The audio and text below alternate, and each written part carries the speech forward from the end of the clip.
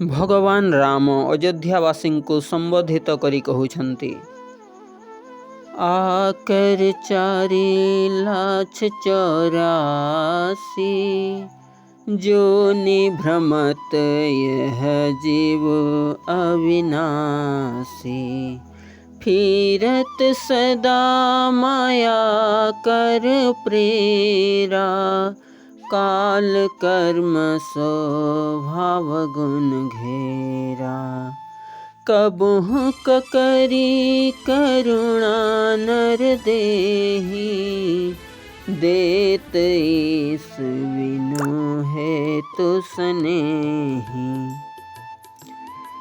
एही अविनाशी जीव अंडज सेदज जरायुज और उद्भिद एपरि 4 प्रकार उत्सर जन्म नहीं 84 लक्ष जनिरे घुरी बुले। मायार प्रेरणारे काल कर्म स्वभाव और गुण मानंकरे आबद्ध होई एही जीव सदा भ्रमी चलीछि। जीवर एही दशा देखी अहेतुक स्नेही ईश्वर बेले बेले दया करी जीव को मनुष्य शरीर दे दियंती। जप तप पूजा पाठ यज्ञ हवन दान तथा तीर्थाटन आदि कर्मरु पुण्य प्राप्ति होइथाए।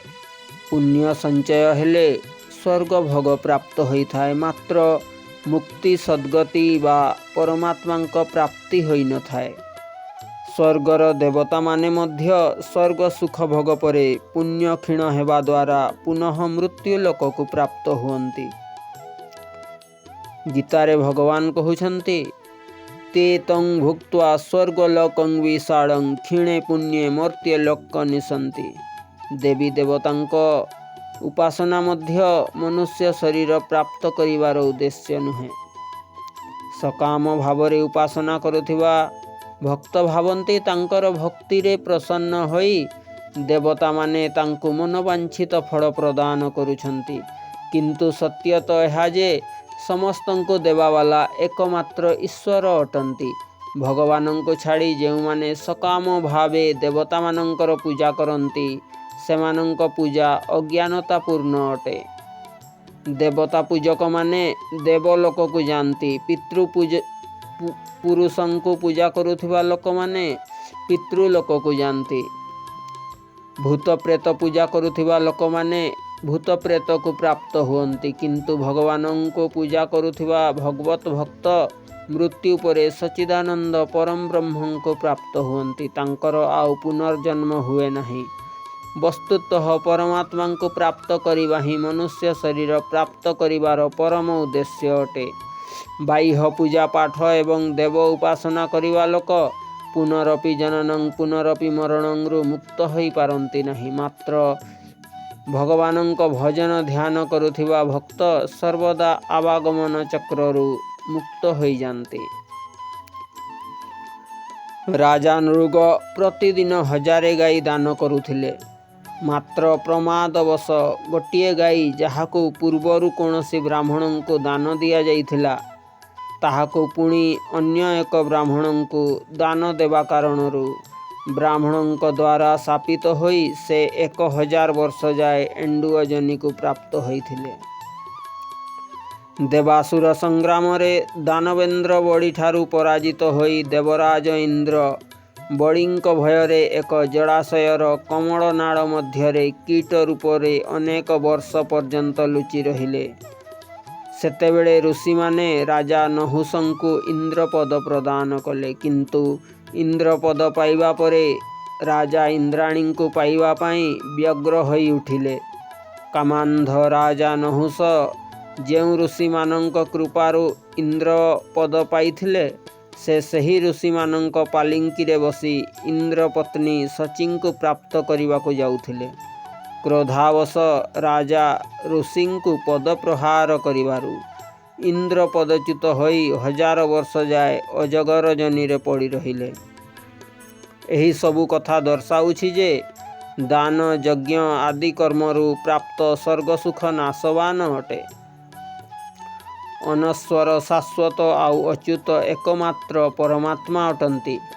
तांकरी प्राप्ति पाई परमात्मा जीवात्मा को मनुष्य शरीर प्रदान करिथांती। ସେହି परमात्मा को प्राप्त करिवा पाई मानव को सतत प्रयत्नशील रहिबा उचित। मानव शरीर दुर्लभ अटे, ताहाठारु मध्य दुर्लभ ईश्वर दर्शन अटे। महाभारत रे राजा जजातिंक कथा रहिछि। से निज ससुर शुक्राचार्यंक शापरे वृद्ध होई जाइथिले, किंतु विषय भोगरु से तृप्त होई नथिले।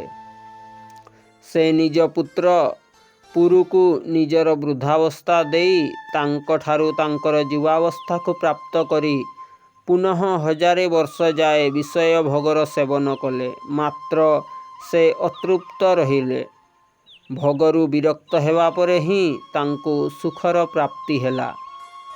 से संसारर लोकंकु संबंधित करी कहिले, विषय भोगर कामना विषय भोगरु सहीपरि शांत हुए नहीं। जेपरि प्रज्वलित अग्नि रे घिओ ढाड़िले अग्नि शांत न होई आहुरी अधिक प्रज्वलित होइथाए।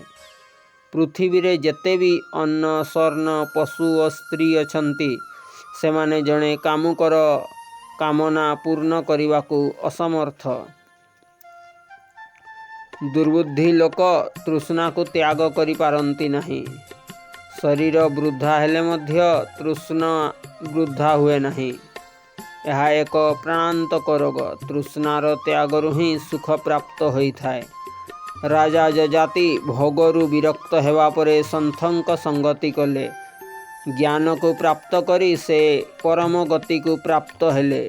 काहींकि ना ज्ञान प्राप्ति बिना मुक्ति संभव नुहे। श्रुति वचन रहिछि, ऋते ज्ञानान्न मुक्ति।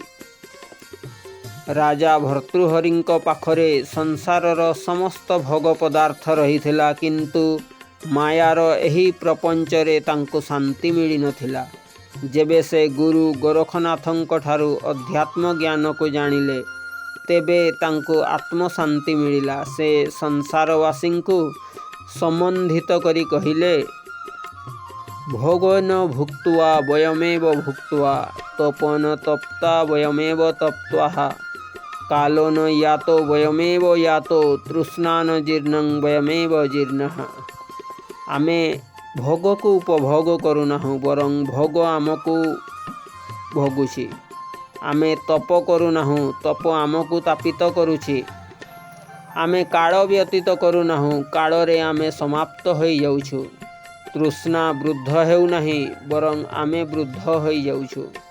मनुष्यर दशा बड़ विचित्र। गोटिए साप एक बेंग को निज मुहरे धरिला। बेंग सापर ग्रास हेउथिला, किंतु बेंग कालर मुहरे जाउथिबा सत्ते एबे भी मशार कामना रहिथिला। से एबे भी निजर मुह बार बार खोलु थाए, काले कौ मशा ता मुहरे आसीजिब और से मरु मरु ताकु खाइजिब। एही दशा एबे मानव मनर। भजन रहिछि, छंछाण उड़ुछि धरी मुहे साप, साप मुहे बूढ़ा बेंग, बेंग छाड़ू नाही धरिछि झिंटिका, खाइबाकु भारी लोभ। आहार निद्रा भय और मैथुन रे मानव और पशु मध्य समानता रही। मानवर विशेषता तो धर्म तत्व और यथार्थ ज्ञान प्राप्ति रे रही। धर्म बिना तो मनुष्य पशुतुल्य। संत ब्रह्मानंद कथन, खाना पीना सो जाना सब काम है पशु समाना, क्यों देह मनुज की धारी, हरि भजन करो सुखकारी। आजी मनुष्य पाखरे सबु भोग पदार्थ रही, किंतु सुख शांति नहीं। मांकड़िया जंगल को जाई किछि भजा चना मांकड़ को देखाई बुणी देई थाए। ताहापरे से गात खोड़ी एक सुराही पोती दिए। सुराही भितरे किछि चना रखी बाहरे किछि चना बिंछि दिए। तापरे से लुचि करी बसी थाए। लोभरे मांकड़ सेठाकु जाई खेड़ई होइथिबा चना को खाई थाए। आउ सुराही रे हाथ पुराई सही चना को बाहर करने को प्रयास करे, मात्र हाथ मुठा होइथिबारु सरू सुराही मुहरे बाहरे नहीं। ମାତ୍ର ଅଜ୍ଞାନୀ ମାଙ୍କଡ଼ ଭାବେ ସୁରାହି ତାକୁ ଧରି ରଖିଛି। ଲୋଭବଶ ଚଣାକୁ ହାତରୁ ଛାଡ଼େ ନାହିଁ। ସେତିକିବେଳେ ମାଙ୍କଡ଼ିଆ ଆସି ମାଙ୍କଡ଼ ବେକରେ ରସି ଫସେଇ ଦିଏ। ତାପରେ ବାଡ଼ିରେ ତା ହାତକୁ ବାଡ଼ାଏ, ଯାହାଦ୍ୱାରା ତା ହାତର ନାଡ଼ି ଢିଲା ହୋଇ ତା ହାତ ମୁଠି ଖୋଲିଯାଏ। ତାପରେ ମାଙ୍କଡ଼ିଆ ତାକୁ ନେଇ ଜୀବନ ପର୍ଯ୍ୟନ୍ତ ଗୋଲାମ କରି ରଖେ। ଏହିପରି ଚଣା ଲୋଭରୁ ମାଙ୍କଡ଼ ଜୀବନ ସାରା ମାଙ୍କଡ଼ିଆର ଗୋଲାମୀ କରେ। ଏହି ଲୋଭ ସମସ୍ତ ଜୀବଙ୍କୁ ଏହି ଜଗତ ଜଞ୍ଜାଳରେ ଛନ୍ଦିବାର କାରଣ। ବିଷୟ ଭୋଗର ଲୋଭରୁ ପରମାତ୍ମାଙ୍କୁ ଭୁଲି ଜନ୍ମ ଜନ୍ମାନ୍ତର ପର୍ଯ୍ୟନ୍ତ ମାୟାର ଗୋଲାମୀ କରିଥାଏ। ଯଦି ମନୁଷ୍ୟ ଶରୀର ପାଇ ପରମାତ୍ମାଙ୍କ ଭଜନ ଭକ୍ତି କରିବା ନାହିଁ, ତେବେ କୋଟିଏ ଜନ୍ମ ପର୍ଯ୍ୟନ୍ତ ମାୟା ବନ୍ଧନରୁ ମୁକ୍ତି ମିଳିବ ନାହିଁ। ସଂସାରର ମିଥ୍ୟା ବନ୍ଧନରେ ପଡ଼ି ମନୁଷ୍ୟ ପରମାତ୍ମାଙ୍କ ନାମକୁ ଭୁଲି ଯାଇଛି। ଯେପରି ମାଙ୍କଡ଼ ମୁଠାଏ ଚଣାର ଲୋଭରେ ପଡ଼ି ସାରା ଜୀବନ ମାଙ୍କଡ଼ିଆର ଗୋଲାମ ହୋଇ ଗଡ଼ି ଗଡ଼ି ଆଉ ଦ୍ୱାର ଦ୍ୱାର ଯାଇ ପେଟ ଦେଖାଇ ନାଚିଥାଏ। ଭଗବାନଙ୍କ ଭକ୍ତି ଓ ଭଜନ ବିନା ମନୁଷ୍ୟର ମଧ୍ୟ ସେହି ଦଶା ହେଉଛି। ସାରା ସଂସାର ହିଁ ନଶ୍ୱର ଅଟେ। ଏହି ଶରୀର ମଧ୍ୟ କ୍ଷଣଭଙ୍ଗୁର ଅଟେ। ଏହାକୁ ପ୍ରାପ୍ତ କରି ଭଜନ କରିବା ହିଁ ଶ୍ରେୟସ୍କର ଅଟେ। ସାଂସାରିକ ଧନ ବୈଭବ ସବୁ ଏହିଠାରେ ରହିଯିବ। ପ୍ରକୃତ ଧନ ତ କେବଳ ଭଜନ କରିବା ହିଁ ଅଟେ, ଯାହା ପରଲୋକରେ ମଧ୍ୟ କାମରେ ଆସିବ। आरब खरब लो संपदा उदय अस्त लो राज, ज्यों तुलसी निज मरण है आबे कौन काज। कबीर सब जगह निर्धना धनवंता नहीं कोई, धनवंता सोहि जानिए जेहि राम नाम धन होए। प्रकृत धनवान तो सही जे नाम रूपी धन अर्जन करिथाए। नाम बिना तो जीवन ही बेकार अटे। हे मानव, तुम जीवनर उद्देश्य कौन अटे? महात्मा बुद्ध, महावीर, जजाति, भर्तृहरि, गोपीचंद, पीपा, पूरणमल आउ मीरा एमाने समस्ते निज जीवनर पूर्वार्धरे वैभव संपन्न थिले। तांको पाखरे अताह धन भंडार थिला, किंतु धन वैभव राजपाट तांको सुख शांति देई पारिला नहीं। सेमाने समस्ते सुख शांतिर प्राप्ति पाई भगवानंक भजन करिथिले। कौनसी संथ बहुत सुंदर कहिछंती, पूरब की कमाई पश्चिम में बैठ खाई, आगरे की खेप तूने कभी न चलाई है। दिल्ली के दलालों ने सौदा ही बिगाड़ दिया, पटियाले के लूट में जगाधारी न पाई है। नाभा के लोग सभी पुकार ही पुकार कहे, सहारनपुर के रास्ते में हरिद्वार जाइए। संग की संगोटी सब लाहौर ही लाहौर कहे, तजी बेर भावचीत अमृतसर जाइए। अर्थात पूरब की कमाई पश्चिम में बैठ खाई। पूर्व जन्मर कर्मफल आजी प्रारब्ध रूपे भोग करुछु। आगकू कौन करिवाकू अछि केही विचार करुनाहु। एही हृदय रूपी दिल्ली रे मन रूपी दलाल रहिछि। ସେହି ମନରୂପୀ ଦଲାଲ ପ୍ରକୃତ ନାମରୂପୀ ସୌଦା ନେବାରୁ ଭ୍ରମିତ କରୁଛି। ଏହି ସଂସାର ରୂପୀ ହାଟରେ ସମସ୍ତେ ନାମରୂପୀ ସୌଦା ନେବାକୁ ଆସିଛୁ, କିନ୍ତୁ ମନରୂପୀ ଦଲାଲର କୁଚକ୍ରରେ ପଡ଼ି ପ୍ରକୃତ ନାମରୂପୀ ସୌଦାକୁ ଭୁଲି ଯାଇଛୁ। ଏହି ପେଟ ହିଁ ପାଟିଆଲା ଅଟେ, ଯାହାର ଲୁଣ୍ଠନରୁ ନାମରୂପୀ ପ୍ରକୃତ ସୌଦାକୁ ଭୁଲି ଯାଉଛୁ। ସନ୍ଥ ମହାତ୍ମା ହିଁ ନାଭାର ଲୋକ ଅଟନ୍ତି, ଯେଉଁମାନେ ଡାକି ଡାକି କହୁଛନ୍ତି ସଦ୍ଗୁରୁ ହିଁ ସାହାରା ଦେବାବାଲା ସହାରନପୁର ଅଟନ୍ତି। ସଦ୍ଗୁରୁଙ୍କ ସାନ୍ନିଧ୍ୟରେ ତାଙ୍କର ନିର୍ଦ୍ଦେଶିତ ମାର୍ଗରେ ହରିଦ୍ୱାର ଯାଅ, ଯେଉଁଠାରେ ପ୍ରଭୁଙ୍କ ଦର୍ଶନ ହେବ।